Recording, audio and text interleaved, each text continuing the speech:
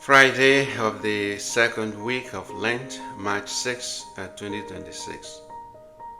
My dear brothers and sisters, our readings today present two powerful stories, one from the life of Joseph in the book of Genesis, and the other from the parable of Jesus tells in the Gospel of Matthew. At first glance, they seem like different stories. Still, at their heart, they speak about something very familiar to us: jealousy, rejection, and God's surprising plan at work, even in painful situations. In the first reading, we hear about Joseph and his brothers. Joseph was the son Jacob loved dearly, the child of his old age, but his brothers knew that their father favored him. And that favoritism stirred up deep jealousy and resentment in their hearts.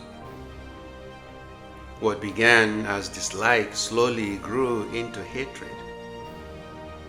Eventually, when the opportunity came, they acted on that hatred.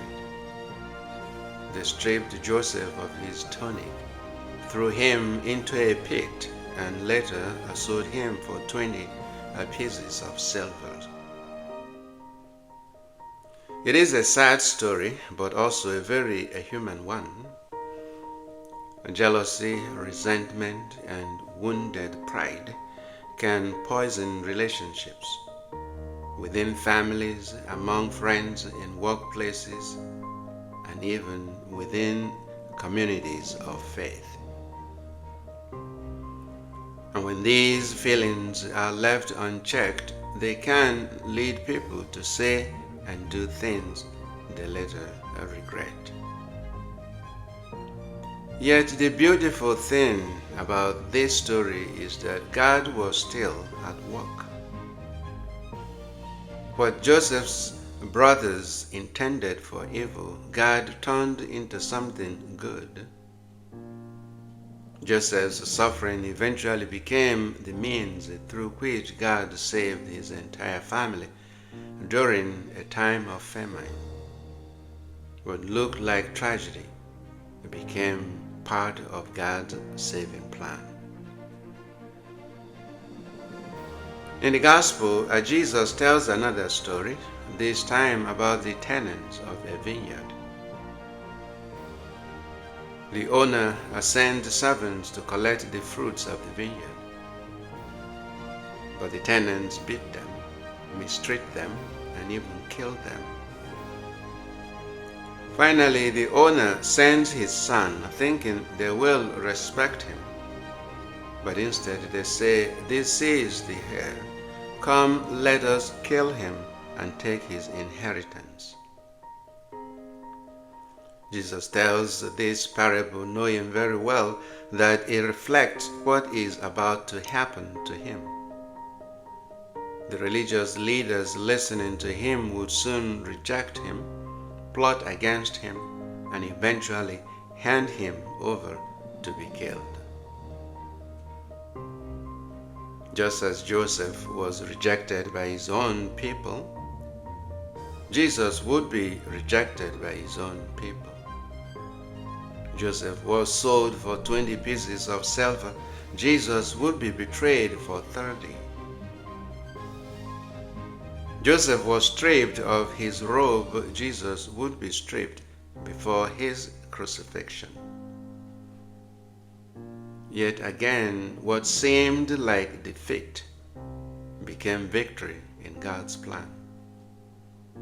The rejection of Jesus became the path to our salvation.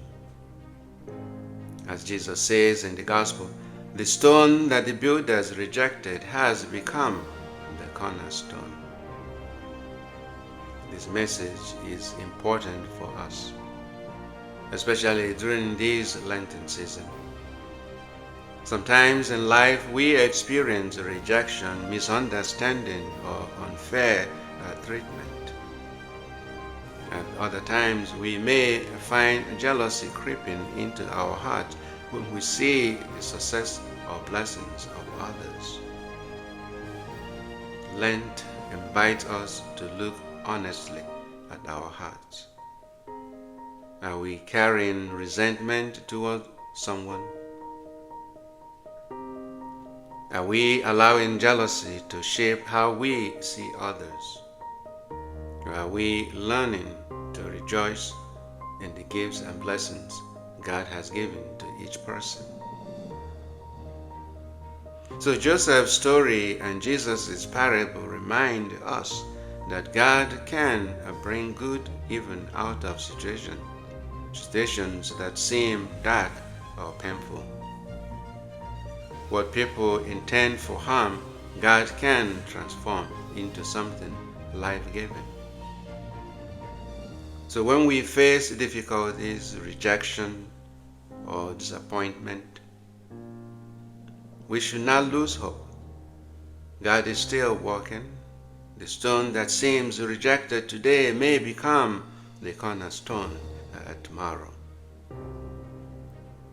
As we continue our Lenten journey, may the Lord give us hearts free from jealousy and resentment. May He help us to support one another and rejoice in each other's gifts and trust in His loving plan, even when we do not fully understand it. And may the cross we carry each day lead us, just as it did before Christ, to the joy and victory of the resurrection.